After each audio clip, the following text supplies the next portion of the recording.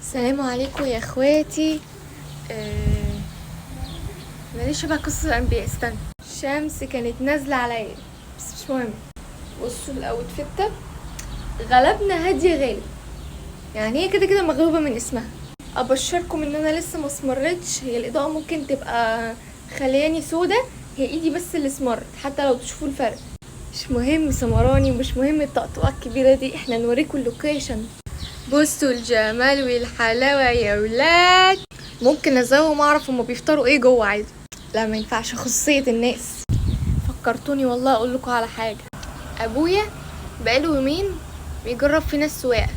القرية هنا احنا مش حافظينها، مش عارفينها، فمش عارفين نخرج فيها. يعني احنا ممكن نخرج في الكافيتيريا اللي فيها وممكن نطلع بره.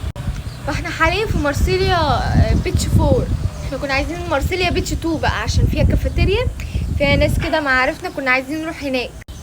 فبقى في سفر بقى دولي، وفي طريق الخدمات، وفي طريق الدولي، ومش عارفه ايه. انا معرفش حاجه اصلا، ولا بابا يعرف حاجه. بابا يعرف يسوق بس يبص قدامه يعني، لكن يبص يمينه وشماله. لو بص يمينه ممكن يطلع على الجزيره. ممكن نلاقينا مره واحده ايس كريم متبطط اتشقلطنا مره واحده. مش موضوع قلنا له بابا تعالى خدنا مش عارف ايه وودينا هناك. بابا طبعا ما ينفعش يقول على حاجه لا، ما فيش اب يقدر يقول على اي حاجه لا يعني، او ما عرفش، لازم يعملها. فقال يجرب فينا وركبنا العربيه وطلعنا بره القريه دي.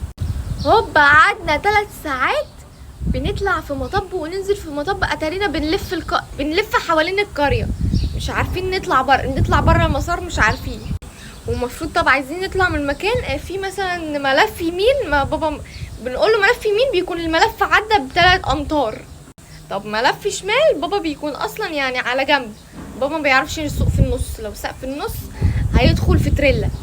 لما يدخل في تريلا واحنا اصلا يعني داخلين كمصيفين، هنبقى تريليله. مش موضوع. قعدنا 3 ساعات نلف لحد ما وصلنا. قعدنا بقى النص التاني 3 ساعات هناك وقلنا نروح بقى.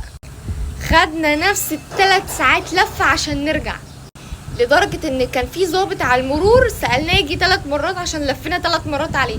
يعني الضابط حفظ قصة حياتنا، يعني يعتبر هو خلاص ابن خالتي كده. بس ومن هنا اتعلمنا بقى ان احنا ناخدها مشي. المشي على القدمين احسن من الدوخة على اقدام العربيات. بس سلام عليكم، انا كده خدت تاني في الوقفة دي.